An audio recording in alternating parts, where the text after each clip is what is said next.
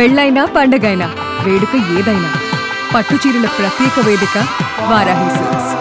కన్న తండ్రి అత్యంత కర్కశంగా కన్న బిడ్డల్ని చంపేసిన ఘటన మైలవరంలో చోటు చేసుకుంది.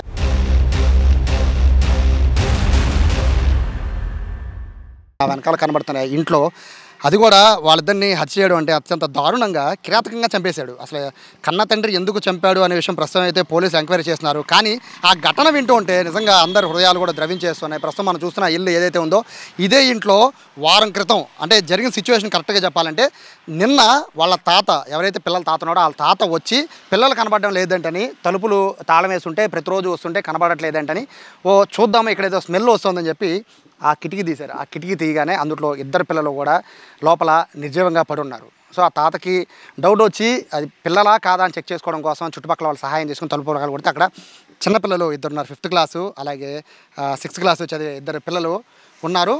అయితే ఇక్కడ జరిగిన ఘటన పోలీసులు ఎంక్వైరీ చేసిన దాని ప్రకారం అయితే కన్న తండ్రి ఆదివారం రోజు అతని పుట్టినరోజు పిల్లలకి పార్టీ ఇస్తానని చెప్పి కన్న తల్లి ఇక్కడ ఉండట్లేదు, ఆవిడ బహ్రెయిన్లో పనిచేస్తున్నారు. అక్కడి నుంచి ఆవిడ డబ్బులు పంపిస్తే ఇక్కడ కన్న తండ్రి ఆ పిల్లలకి పార్టీ ఇప్పిస్తానని చెప్పి డబ్బులు తీసుకుని పిల్లలకి మరి ఆ రోజు ఏం జరిగిందో తెలియదు కానీ ఆ రోజు నుంచి అంటే పోయిన ఆదివారం రోజు అతని పుట్టినరోజు నాడు పిల్లలకి ఆ రోజు అన్నీ కొనిపిస్తానని చెప్పి డబ్బులు తీసుకుని ఆ రోజు సాయంత్రం ఇంటి దగ్గర ఈ విధంగా తలుపేసుకుని ఇంటి దగ్గర నుంచి తండ్రి వెళ్ళిపోయాడు. అయితే తండ్రి వెళ్ళిపోయాడు. ఇక చుట్టుపక్కల వాళ్ళంతా కూడా ఊరు వెళ్తున్నాము అని చెప్పి ఒక కథ అల్లాడు. అయితే నిజంగా చుట్టుపక్కల వాళ్ళందరూ కూడా నిజంగా ఫ్యామిలీ అంతా ఊరు వెళ్తుందేమో తల్లి దగ్గరికి వీళ్ళందరూ వెళ్తున్నారేమో అని భావించారు తప్ప ఈ విధంగా ఎంత కిరాతకం ఇక్కడ జరుగుతుందని చెప్పి ఎవరు ఊహించుకోలేకపోయారు. తాళం వేసున్న ఇల్లు 5 రోజులు బట్టి తాళం వేసి ఉండడంతో తల్లికి బర్త్డే రోజు తన భర్తకి కాల్ చేసిన పిల్లల తల్లి ఆ తర్వాత నుంచి కూడా ఫోన్లు ఎత్తకపోయేసరికి పిల్లలతో మాట్లాడాలని పదే ట్రై చేసినా కూడా ఏమాత్రం కూడా ఇక్కడ పిల్లలతో మాట్లాడే పరిస్థితి లేకపోవడంతో చుట్టుపక్కల వాళ్ళకి ఫోన్ చేద్దామన్నా కూడా బహ్రెయిన్లో ఉన్నప్పుడు వీళ్ళని ఏ టైంలో ఇబ్బంది పెట్టడం ఎందుకని అని ఆవిడ భావించడం లేదో తెలియదు. కానీ మొత్తం మీద తాళం వేసేసి అతను వెళ్ళిపోయాడు. కానీ పిల్లలిద్దరూ కూడా 5 రోజుల తర్వాత దుర్వాసన ఈ మొత్తం చుట్టుపక్కలంతా కూడా దారుణమైన వాసన రావడంతో తలుపులు పగలగొట్టి తాత ద్వారా విషయం తెలిసింది. బయటకు వచ్చి చూసి లోపలికి వచ్చి చూస్తే ఇద్దరు పిల్లలు కూడా విగత జీవులుగా పడున్నారు.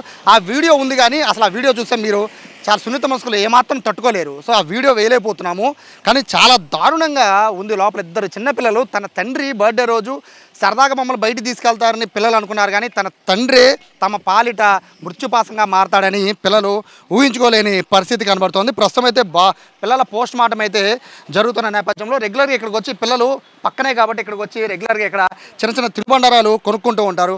వీళ్ళు కూడా పిల్లలతో చాలా సరదాగా గడుపుతూ ఉంటారు. నమస్తే, ఈ పిల్లలు ఎప్పుడు కనబడారు మీకు లాస్ట్? మాకు లాస్ట్ అయితే శుక్రవారం గురువారం అలా కనపడ్డారండి. కొనుక్కున్నారు. ఊరు వెళ్తాను అన్నారు కమ్మా, వెళ్ళలేదేంటంటే రేపు వెళ్తున్నామా అంటే అన్నారు. ఇంక మేము సండే 2ంటికి అలా కట్టేసాము, విజయవాడ వెళ్ళాము. సోమవారం నుంచి మామూలు షాప్ తీసాం, ఇంకా వాళ్ళు కనపడలేదు. ఊరు వెళ్ళారేమో అనుకున్నాము. ఇంకా తాళం ఎప్పటి నుంచి వేస్తుంది?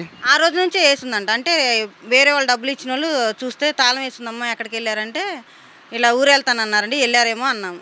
ఇంకా వాళ్ళ తాతగారు కూడా వచ్చి ఎక్కడికి వెళ్ళారమ్మా తాళం వేస్తుందంటే ఊరు వెళ్తానన్నారండి, వెళ్ళారేమో అని అదే చెప్తున్నా. వాళ్ళు చెప్పిన మాట ఇంకా నేను అదే అనుకొని. ఎలా తెలిసింది విషయం? అంటే ఇద్దరు పిల్లలు చాలా సరదాగా ఉండేవాళ్ళు అని తెలిసింది కదా, ఎలా తెలిసింది విషయం మీకు? మాకంటే వాళ్ళ తాతగారు వచ్చి రోజు అడుగుతున్నారు. నిన్న కరెక్ట్గా 1 గంటకు అలా వచ్చారు. అమ్మ వచ్చారంటే నాకు తెలియదంటే నాకైతే కనపడలేదంటే చూశాడు, స్మెల్ వచ్చిందంట. వెనక నుంచి కిటికీ తోసేసేపటికి పిల్లలు ఉన్నారంట లోపల.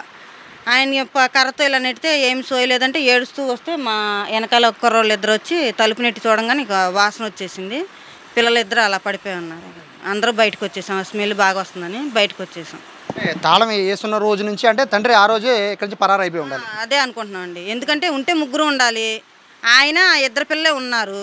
మరి 2 పిల్లలు అంటే ఇక ఆ పిల్లల్ని ఏదో చేసి తాళం వేసి వెళ్ళిపోయారేమో అని అందరికీ అదే అనుకున్నారు. స్మెల్ చాలా దారుణంగా వస్తుంది. అంటే బాడీలు తీసి పోస్ట్ మార్టం చేస్తున్నా కూడా ఇక్కడికి స్మెల్ ఇంకా వస్తుంది కదా, అంటే మీకే అనుమానం రాలేదు ఇంత దారుణంగా స్మెల్ వస్తుందని? నిన్నటి నుంచే స్మెల్ వచ్చింది మాకు. మేము ఏదన్నా చనిపోయిందేమో, పందికొక్కలు అలా కుక్కలు ఉన్నాయి కదా అని తీసుకొచ్చాము. మొత్తం చూసుకుంటూ వచ్చాము, ఏం కనపడలా. ఇంకా ఆయన వచ్చాకే తలుపు తీయగానే ఇంకా బాగా ఎక్కువ వచ్చేసింది. ఇంకా కుర్రోళ్ళు వీళ్ళందరూ ఏడుస్తుంటే ఈయన ఏంటి ఏడుస్తుంటే పిల్లలు లోపలే ఉన్నారు అయినప్పటికీ తలుపులు పగలగొట్టేశారు. బాగా స్మెల్ వచ్చేసింది, పిల్లలు కూడా ఉబ్బిపోయి ఉన్నారు. మేము కూడా భయం వేసి చూడలేదు. ఇంకా పిల్లలు చాలా సరదాగా ఆడుకుంటూ ఉంటారు, బాగా చదువుతారని కూడా తెలిసింది కదండి. అంటే అంటే ఇప్పుడు పిల్లలు ఏ రోజన్నా వచ్చి మా నాన్న కొడుతున్నాడనో లేకపోతే ఇంకో కంప్లైంట్లు ఏమన్నా మాట్లాడేవాళ్ళు? లేదండి, ఇద్దరు బాగానే ఉండేవాళ్ళు. 3 పిల్లలు బాగానే ఉండేవారు, పిల్లలు కూడా బాగానే ఉండేవాళ్ళు. అందరూ బాగానే ఉండేవారు. కాకపోతే ఇల్లు మొన్న వాళ్ళ అత్తగారు మామగారు ఖాళీ చేశారు. సరిపోవట్లేదమ్మా, వాళ్ళు ఉంటారు, మేము వెళ్ళిపోతున్నామని. వాళ్ళు కూడా వెళ్ళి 10 రోజులు అవుతుంది, ఇంకేం లేదు.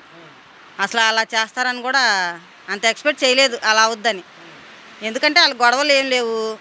ఊరు వెళ్తానన్నారు, ఆ అమ్మాయి కూడా వేరే దేశంకి వెళ్ళింది అన్నారు. కానీ ఇప్పుడు ఇది జరిగాకే తెలిసింది ఆమె ఇక్కడ లేదని. ఈయన చూస్తే ఊరు వెళ్తానన్నారు, ఇంతలోకి ఏమైందో మరి ఆ అబ్బాయి అలా చేశాడు. అసలు ఏంటో దగ్గరుండి కూడా ఏం చేయలేకపోయాము, గ్రహించలేకపోయాము. అంటే ఊరు వెళ్తానన్నారుగా, ఊరు వెళ్ళిపోయారేమో అనుకుంటున్నాం మేము. పిల్లలు అరవడం కానీ ఆ సౌండ్లు ఏమన్నా మీకు ఏమన్నా వినబడ్డాయి? లేదండి అసలు. ఎందుకంటే కోతులు వచ్చినా ఏదొచ్చినా కేకేస్తారు పిల్లలు, ఆంటీ రండి ఆంటీ అని. ఇదంతా నాకు తెలిసి నైట్ పూట అయ్యి ఉంటుంది. ఇంకా చంపేసిన తర్వాత ఇంకా పొద్దున్నే ఏముంటుంది, ఇంకేముండదుగా, మంచం మీద అలా పడుకుపోయాను. రాత్రిపూట జరుగుండాలి, పొద్దున అయితే మీరు అలర్ట్ అయ్యేవాళ్ళు? పొద్దున పూట మేము 7ంటికే తీసేస్తాం. ఎందుకంటే రాత్రిపూట 10 దాకా కూడా తిరుగుతానే ఉంటాము. బాగా నైట్ అయ్యి ఉంటుంది అనుకుంటున్నాం మేమైతే. పిల్లల్ని అంటే చూసారు కదా, అంటే ఆ రోజు ఏమైనా ఏడుస్తే ఏమైనా కనబడ్డారు పిల్లలు ఏమన్నా? ఏమి లేదు, ఊరు వెళ్తామని తిరుగుతూ ఉన్నారు. బట్టలు వేసుకున్నారు, బ్యాగులు పట్టుకొని అటు ఇటు తిరిగారు. వాళ్ళ నాన్న కోసం చూస్తున్నారు. ఇంకా ఆ రోజు వెళ్ళలేదు అనుకున్నాం, పొద్దున్న వెళ్ళారేమో అనుకున్నాం. ఇక ఆ రోజు మాత్రం ఆదివారం పొద్దున్న వెళ్ళారేమో, సోమవారం పొద్దున్న వెళ్ళిపోయారేమో అనుకున్నాం, ఇంకంతే. సో ఇది చాలా దారుణమైన విషయం. ఆ రోజు కన్న తండ్రి బర్త్డే, ఆ రోజు ఊరు తీసుకెళ్తానని చెప్పి, అలాగే ఫుడ్ తినిపిస్తానని చెప్పి పిల్లల్ని ఈ విధంగా చంపేసి, అంత దారుణంగా చంపేసి ఇక్కడి నుంచి వెళ్ళిపోయాడు. అయితే ప్రస్తుతానికైతే ఆ కన్న తండ్రి గురించి వెతుకులాట అయితే మొదలైంది. కానీ ఒక లెటర్ ఉంది, ఆ లెటర్లో పిల్లల్ని ఇద్దరిని చంపేశాను, నేను కూడా ఫెర్రీ దగ్గర ఉన్న కృష్ణానదిలో దూకి చనిపోతున్నాను అని చెప్పి లెటర్ ఉందని చెప్తూ ఉన్నారు. అయితే ఆ లెటర్లో ఉన్నట్టుగానే నిజంగా కృష్ణానదిలోకి వెళ్ళి ఆత్మహత్య చేసుకున్నాడా, లేదా ఇద్దరు పిల్లల్ని చంపేసి తప్పించుకోవడానికి ఇటువంటి లెటర్ రాసి వెళ్ళిపోయాడు అనేది ప్రస్తుతం అయితే పోలీసులు ఎంక్వైరీ చేస్తున్నారు. మొత్తం మీద అత్యంత దారుణంగా, మనం ఎట్లా ఉన్నా పర్లేదు, మనకున్న అప్పులు కానీ లేకపోతే ఆర్థిక పరిస్థితి ఎట్లా ఉన్నా పర్లేదు, కానీ కన్న పిల్లలపైన ఈ విధంగా ప్రతాపం చూపించడం అనేది ఇక్కడ ఉన్న వాళ్ళందరినీ కూడా కలిసివేస్తుంది. ఏదన్నా ఉంటే భార్యాభర్తలు చూసుకోవాలి, లేదా వేరే విధంగా చూడాలి, కానీ పిల్లల్ని చంపేయడం ఏంటి అనేది ఇక్కడ ఉన్న వాళ్ళంతా కూడా ప్రశ్నిస్తున్న పరిస్థితి కనబడుతుంది. కెమెరా పర్సన్ కృష్ణతో సాయి, సుమన్ టీవీ, మైలవరం నుంచి.